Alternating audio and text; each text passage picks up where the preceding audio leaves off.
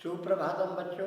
आज हम BA first year शिक्षा शास्त्र में शिक्षा की अवधारणा इकाई प्रथम शिक्षा की अवधारणा एवं उद्देश्य के बारे में जानकारी प्रदान करेंगे। भारतीय प्राचीन ज्ञान परंपरा। प्राचीन भारतीय शिक्षा या वैदिक कालीन शिक्षा का उदय वेदों से माना गया है।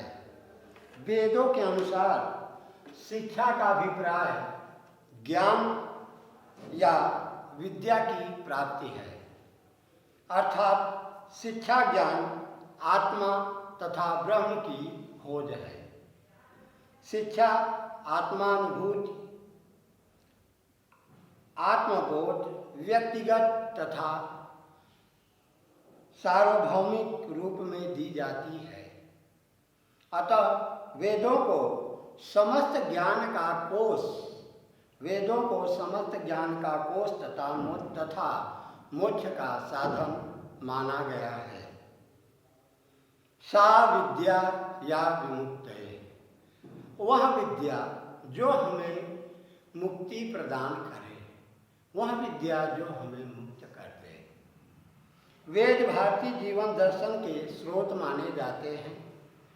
ये चार हैं: ऋग्वेद, यजुर्वेद, सामवेद एवं अथर्ववेद। वेद चार हैं: ऋग्वेद, यजुर्वेद, सामवेद एवं अथर्ववेद। चारों वेदों में ऋग्वेद को ही आदि वेद के रूप में स्वीकार किया जाता है। ऋग्वेद मुख्य रूप से ज्ञान कांड की व्याख्या करता है। इसमें ऋचाओं द्वारा जिन विषयों का वर्णन मिलता है वह ज्ञान स्वरूप की ओर संकेत करता है। इसमें मनुष्य जीवन को चार आश्रमों में विभक्त किया गया है। ब्रह्मचर्य आश्रम पहला आश्रम है, ब्रह्मचर्य आश्रम। दूसरा, विद्यार्थी अवस्था को ब्रह्मचर्य आश्रम कहा जाता है। गृहस्थाश्रम दूसरी अवस्था है, गृहस्थाश्रम। गृहस्थ आश्रम में रहकर दंपति अपने कर्म को करते हुए अर्थ की प्राप्ति करता है। तीसरी अवस्था है वानप्रस्थ। वानप्रस्थ अवस्था संसार में निर्लिप्त रहकर पूजा पाठ करना वानप्रस्थ कहलाता है। चौथी अवस्था है संन्यास। संन्यास संसार छोड़कर तपोवन में रहना तथा ईश्वरोपासना में जीवन व्यतीत करना संन्यास आश्रम है। इसी प्रकार सामाजिक कल्याण की भावना भरने के लिए तीन ऋणों देव ऋण, पितृ ऋण, ऋषि ऋण की अवधारणा प्राचीन समाज में प्रचलित थी। इन तीनों ऋणों को चुकाना हर व्यक्ति के लिए अनिवार्य माना जाता था। इस प्रकार व्यक्ति समाज, धर्म और अध्यात्म से अनुशासित था। ईश्वर प्राप्ति या मोक्ष प्राप्ति जीवन का अंतिम लक्ष्य होता था। उस समय भारतीय चिंतन का आधार वेद तथा वेदांत थे। वैदिक कालीन शिक्षा का पाठ्यक्रम। वैदिक कालीन शिक्षा का पाठ्यक्रम मानव जीवन की आवश्यकताओं तथा उपयोगिताओं पर आधारित था। चारों वेदों की पाठ्य वस्तु को शिक्षा के पाठ्यक्रम में सम्मिलित किया गया है। इसके अनुसार भौतिक और आध्यात्मिक दोनों प्रकार की विधाओं का समावेश किया जाता है। ऋग्वेद यह सबसे प्राचीन वेद है। इसमें ज्ञान का अपार भंडार है। इसमें ऋचाओं तथा मंत्रों के रूप में तत्कालीन ज्ञान, विचारधारा, सभ्यता तथा धर्म संबंधी ज्ञान मिलता है। इसमें उपासना, प्रार्थना, तथा यज्ञ कार्य प्रमुख हैं। सामवेद यह संगीत के एक पाठ्यक्रम के समान है। इसका उपयोग यज्ञ तथा उपासना के समय किया जाता है। इसमें छंद तथा काव्य को समझना अति आवश्यक है। तीसरा, यजुर्वेद। यजुर्वेद यह कर्मकांड की पाठ्यवस्तु से भरा पड़ा है। इसके अंतर्गत भारतीय धार्मिक तथा लौकिक जीवन का बोध होता है। इसमें जीवन से संबंधित ज्ञान को पाठ्यक्रम में शामिल किया गया है। चौथा, अथर्ववेद। यह सबसे बाद का वेद है, सबसे पीछे का वेद है। इसमें घर से संबंधित कला कौशल, उद्योग, सुख संपदा आदि से संबंधित विषय सामग्री सम्मिलित हैं। इसके द्वारा पाठ्यक्रम में सांसारिक और भौतिक विषयों को शामिल किया गया है। वेदों में सभी विषयों के ज्ञान को सम्मिलित किया गया है। इसलिए इनके पाठ्यक्रम के स्वरूप में अधिक विविधता पाई जाती है। अतः पाठ्यक्रम में सभी प्रकार के विषयों को सम्मिलित किया गया है, जिससे बालक के सर्वांगीण विकास में सहायता मिलती है। वैदिक कालीन शिक्षण विधियाँ क्या थी? वैदिक कालीन शिक्षण विधियों के बारे में आज हम बात करेंगे। वैदिक कालीन शिक्षण विधियाँ। वैदिक कालीन शिक्षण व्यवस्था में बालक को गुरु के पास रहना पड़ता था। वस्त्र, भोजन, अनुशासन, संयम आदि आदेशों का पालन करना बालक का प्रमुख कर्तव्य होता था। वेदों के अनुसार शिक्षण संबंधी निम्नलिखित विधियां हैं। पहला, मौखिक विधि। दूसरा, विवेचन विधि। तीसरा, प्रवचन विधि। चौथा, चिंतन मनन ध्यान धारण विधि। पांचवा, व्यवहारिक विधि। छठा, शास्त्रार्थ विधि। सातवां, स्वाध्याय विधि। मौखिक विधि। पहला, मौखिक विधि के बारे में जानकारी प्रदान करेंगे। इस विधि में छात्र वेद की ऋचाओं का मौखिक रूप से स्मरण करता था और उन्हें क्रमिक रूप में उच्चारण करके पढ़ता और धारण करता था। दूसरी विधि है विवेचन विधि। इस विधि में गुरु शिष्यों को कुछ ज्ञान, कौशल, अनुदेशन, निर्देशन और प्रवचन छात्रों के समक्ष प्रस्तुत करते थे और उस ज्ञान संबंधी प्रश्नोत्तर विधि से संश्लेषण तथा विश्लेषण करते थे। तीसरी विधि है प्रवचन विधि। इस विधि में शिक्षक छात्रों को कुछ बतलाते थे। शिष्य उन्हें ध्यानपूर्वक सुनकर उनका चिंतन मनन करके स्मरण करते थे। चौथा विधि है चिंतन मनन धारण ध्यान विधि। इसमें ब्रह्म तथा आत्मा पर ध्यान केंद्रित कराया जाता था। इसे केंद्रीयकरण विधि भी कहते हैं। इसके आत्मचिंतन, आत्मानुभूति, ध्यान धारण मुख्य साधन है। पांचवी विधि व्यावहारिक विधि है। व्यावहारिक विधि के अंतर्गत दैनिक कर्तव्यों के प्रति बालक को जानकारी दी जाती थी, जिसमें यज्ञ, संध्या, उपासना तथा अन्य आवश्यक सामग्रियों को लाने का आदेश दिया जाता था। कला कौशल, उद्योग, व्यवसाय की शिक्षा भी इस विधि में दी जाती थी। छठा विधि है शास्त्रार्थ विधि।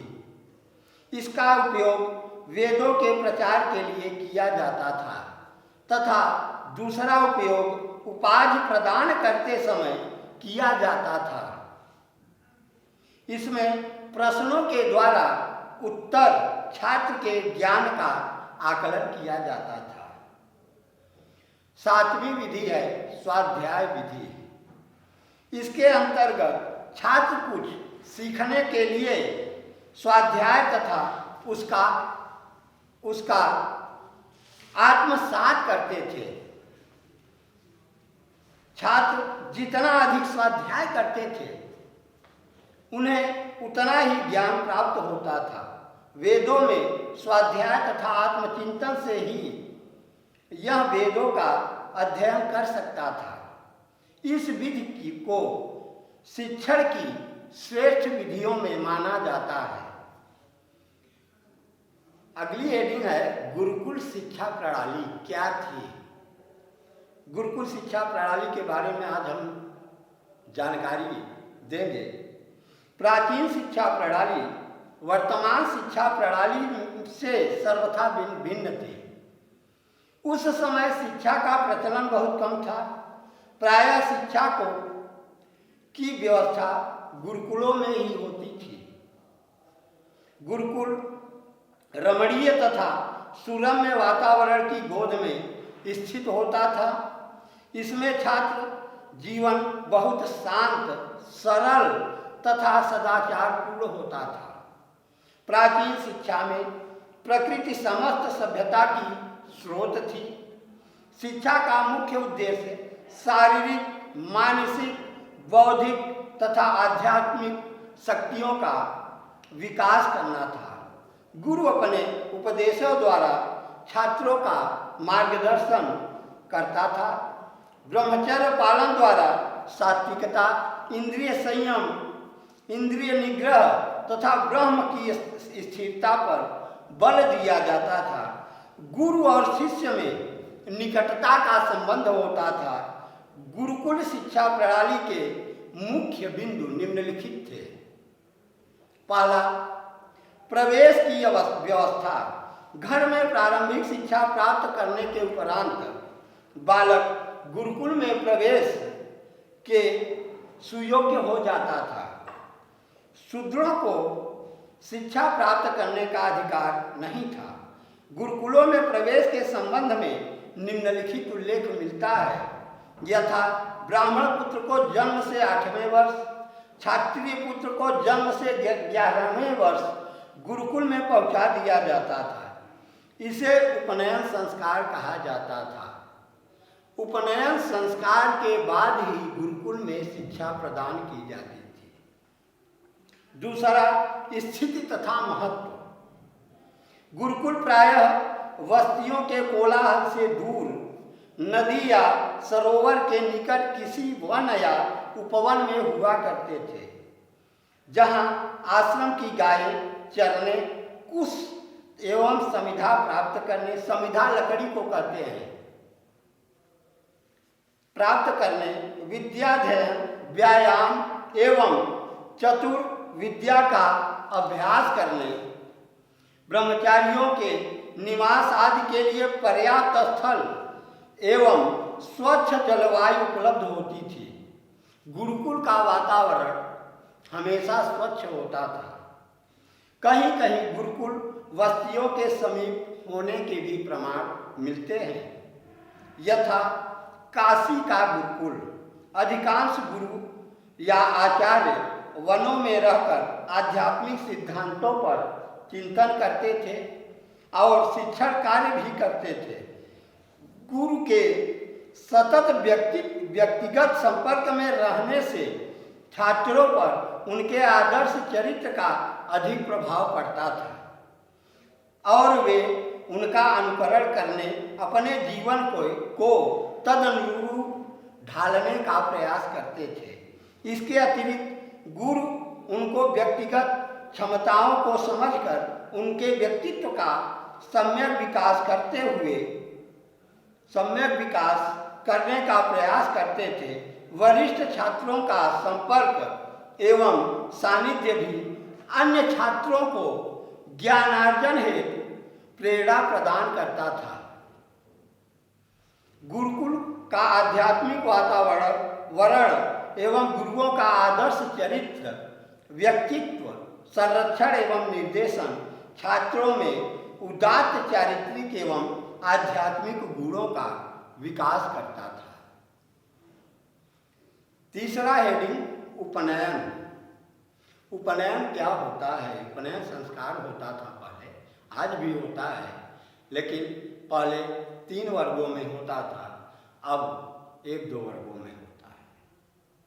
उपनयन के समय गुरु बालक का नाम पूछता था और उपयुक्त समझकर उसे आश्रम में भर्ती कर लेता था। चौथा, दैनिक कार्यक्रम। गुरुकुल में छात्रों की दिनचर्या नियमित थी। छात्रों को ब्रह्म मुहूर्त में उठना, नित्य कर्म से निवृत्त होकर आश्रम के लिए कुश जल समिधा लाना, आश्रम बहोरना यानी आश्रम को की सफाई करना, गाय दुहना, हवन करना, दूध पीना, गुरु के पास जाकर दाहिने हाथ से गुरु जी का दायां पैर और बाएं हाथ से बायां पैर छूकर झुककर प्रणाम करना, दंडवत प्रणाम करना, चुपचाप बैठकर गुरु द्वारा पठित पाठ सुनना, पाठ पूर्ण हो जाने पर गुरु जी की आज्ञा से शंका का समाधान करना, मध्याह्न को निकटवर्ती ग्राम या नगर में जाकर पका हुआ शुद्ध सात्विक भोजन भिक्षा में प्राप्त करना, भिक्षान्न लाकर गुरु जी को देना, उनका दिया हुआ भक्ष्य पाठ का मनन करना, गौ चराना, कुश समिधा हवन के लिए ली जाती थी। गुरु के आदेश पर समिधा शिष्य जाकर लाते थे। ये सब आश्रम का दैनिक कार्य होता था। लकड़ी, फल एवं जल लाना, ये सब शिष्यों का कार्य था आश्रम के समय। 5वां हेडिंग है शिष्टाचार तथा नैतिक शिक्षा। उपनयन के उपरांत छात्र को शिष्टाचार की शिक्षा दी जाती थी, जिसमें उठना बैठना, बातचीत करना, अभिवादन करना, अतिथि एवं सहपाठी के साथ व्यवहार, गुरु पत्नी का आदर करना, गुरु पुत्रों तथा पुत्रियों के प्रति भाई बहन का सद्व्यवहार आदि की शिक्षा मुख्य थी। जब छात्र शिष्टाचार में दक्ष हो जाते थे तब उन्हें विद्याध्ययन प्राप्त कराया जाता था। 6वां शिक्षण व्यवस्था। गुरुकुलों को शिक्षण विधि प्रायः मौखिक होती थी। इसके अलावा निम्नलिखित शिक्षण विधियों का प्रचलन था: प्रश्नोत्तर, प्रवचन, व्याख्यान, विवेचन एवं कंठस्थीकरण। गुरुकुलों की मुख्य शिक्षण विधि प्रश्नोत्तर विधि थी। जब प्रश्न पूछते थे और गुरु उनके प्रश्नों के उत्तर देते थे, किसी शास्त्र या विषय पर गुरु स्वयं व्याख्या करके उसे स्पष्ट करते थे। किसी गंभीर समस्या पर विवेचन होते थे, छात्र गुरु से विचार विमर्श करते थे, छात्र परस्पर विचार विमर्श और मनन भी करते थे। 7वीं हेडिंग है शिक्षण क्रम। गुरुकुलों में शिक्षण क्रम निम्नलिखित था: पहला शुश्रूषा, दूसरा श्रवण, तीसरा ग्रहण, चौथा धारण, 5वां ऊहापोह तर्क वितर्क, 6ठा अर्थ विज्ञान, अर्थ को समझना, 7वां तत्व ज्ञान, यथार्थ बोध कराना। 8वीं हेडिंग है पाठ्यक्रम। गुरुकुलों में आध्यात्मिक एवं लौकिक दोनों प्रकार के पाठ्यक्रमों की व्यवस्था होती थी। तीनों वेद, ऋग्वेद, यजुर्वेद एवं सामवेद, वेदांग, शिक्षा, कल्प, निरुक्त, ज्योतिष, छंद और व्याकरण, ये 6 वेदांग थे। दर्शन तथा नीति शास्त्र की शिक्षा सभी छात्रों के लिए अनिवार्य थी। उपदेश और आश्रम में पारस्परिक सेवा, स्नेह, सहयोग द्वारा छात्रों को नैतिक शिक्षा दी जाती थी। 9वीं हेडिंग अवकाश। गुरुकुलों में अष्टमी, चतुर्दशी, प्रतिपदा, अमावस्या, पूर्णिमा, महाभरणी, चंद्र ग्रहण, सूर्य ग्रहण, संक्रांति, अधिक वर्षा, भूकंप, विशिष्ट परोत्सव, राजा का अभिषेक, किसी विशिष्ट अतिथि का आगमन, राजा या किसी विशेष पुरुष का अवसाद और गुरु या अंतर्वासी की मृत्यु आदि पर अवकाश होता था। अगली हेडिंग है आपका अध्ययन काल। छात्र तब तक गुरुकुलों में ही रहते थे जब तक कि वे पूर्ण विद्या प्राप्त नहीं करते थे। गुरुकुल में सामान्य रूप से छात्र अधिकतम 24 वर्ष तक अध्ययन करते थे, क्योंकि मुख्य रूप से इस अवधि में 3 वर्णों के छात्र की विद्याएं पूर्ण हो जाती थी। ब्राह्मणों को जीवन पर्यंत विद्याध्ययन की छूट थी। 12 और 48 वर्ष तक अध्ययन करने वाले छात्रों को क्रमशः वसु, रुद्र, आदित्य आदि कहा जाता था। 11वीं हेडिंग शिक्षण सूत्र। गुरुकुलों में शिक्षण सत्र का प्रारंभ श्रावण मास की पूर्णिमा को उपकर्म समारोह से होता और पौष मास की पूर्णिमा को छंद मास उत्सर्जन समारोह के साथ समाप्त होता है। 12वां गुरु दक्षिणा। गुरुकुलों में समावर्तन के अवसर पर गुरु दक्षिणा देने की परंपरा थी। प्रत्येक शिष्य अपनी सामर्थ्य के अनुसार गुरु को कुछ न कुछ देने का संकल्प करता था। वह गुरु दक्षिणा धन, गाय, अश्व एवं अन्न आदि के रूप में अथवा किसी कार्य को पूर्ण करने के प्रतिज्ञा के रूप में दी जाती थी। कौश ने 60 करोड़ स्वर्ण मुद्राएं अपने गुरु वरतंत्र को दक्षिणा में दी थी। अगली हेडिंग है समावर्तन संस्कार शिक्षा। छात्र जब पूर्ण शिक्षा प्राप्त कर लेते थे तब उनका विदाई समारोह होता था, जिसे समावर्तन संस्कार कहा जाता था। समावर्तन के समय छात्र स्नान करने के पश्चात नए वस्त्र धारण करके गुरु के समक्ष उपस्थित होते थे। तत्पश्चात गुरु उन्हें निम्नलिखित उपदेश देता था। हे शिष्य, सदा सत्य बोलना, सत्यम वद, अपने कर्तव्य का पालन करना, स्वाध्याय में प्रमाद मत करना, आचार्य के लिए प्रिय धन देते रहना, आदि संतति उत्पादन की परंपरा विच्छिन्न मत करना, माता को देवी तथा पिता को देव समझना, आचार्य और अतिथि को देव मानना, इन सब की सेवा तथा सत्कार करना, ये शिक्षा समावर्तन संस्कार में दिया जाता था। 14वीं हेडिंग परीक्षा विधि। गुरुकुलों में नित्य ही परीक्षा होती रहती थी। गुरु पठित पाठ को अगले दिन छात्रों से सुनने के उपरांत ही अगला पाठ पढ़ाते थे। गुरुकुलों की व्यवस्था है, राजा धनी लोग धन देते थे। दान से भी बहुत धन प्राप्त होता था। कुछ धन गुरु दक्षिणा से भी प्राप्त हो जाता था। भोजन की व्यवस्था भिक्षा से पूर्ण हो जाती थी। दंड व्यवस्था। अगली हेडिंग दंड व्यवस्था। गुरुकुलों में विषय एवं शीत के समन्वय का भव्य रूप उदात्त वातावरण होने से दंड का कोई प्रश्न ही नहीं था। कोई त्रुटि या भूल हो जाने पर छात्र प्रायश्चित करके आत्मशुद्धि करते थे। वैसे दंड के अंतर्गत उपवास एवं गुरु द्वारा छात्र को आश्रम से निकाल देने का भी प्रावधान था। 17वीं हेडिंग शिष्य गुरु संबंध। प्राचीन काल में गुरुकुलों में शिष्य गुरु संबंध बहुत अधिक प्रगाढ़ होते थे। गुरुकुलों में शिष्य भी अपने गुरु को अपना मानस पिता मानते थे, उन्हें देव समझते थे। गुरु की सेवा करने में अपना गौरव समझते थे।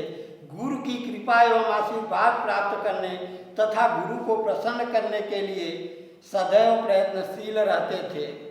गुरु ब्रह्मा गुरु विष्णु गुरुदेव महेश्वर गुरु साक्षात परम ब्रह्म तस्मै श्री गुरुवे नमः।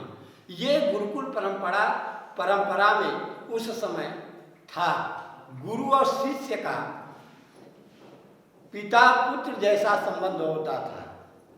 18वीं गुरु शिष्य के प्रति संबंध। गुरु अपने शिष्यों को पुत्रवत मानते थे। ये छात्रों में सदाचार की भावना, योग्यता संवर्धन, विविध कौशलों में दक्षता प्रदान करके उनके व्यक्तित्व का सर्वांगीण विकास करते थे। वात्सल्य भाव से उनकी देखरेख, उनके भोजन, वस्त्र, आवास आदि का प्रबंध करना तथा उनकी शंकाओं का समाधान करना आदि अपना पुनीत कर्तव्य समझते थे। अगली हेडिंग, गुरु शिष्य प्रणाली। गुरुकुलों में शिष्य गुरु प्रणाली का प्रचलन होता था। गुरु केवल सबसे ऊपर के वर्ण के छात्रों को, ये छात्र अपने से नीचे के वर्ग के छात्रों को पढ़ाते थे। उन्हें पितृ आचार्य कहा जाता था।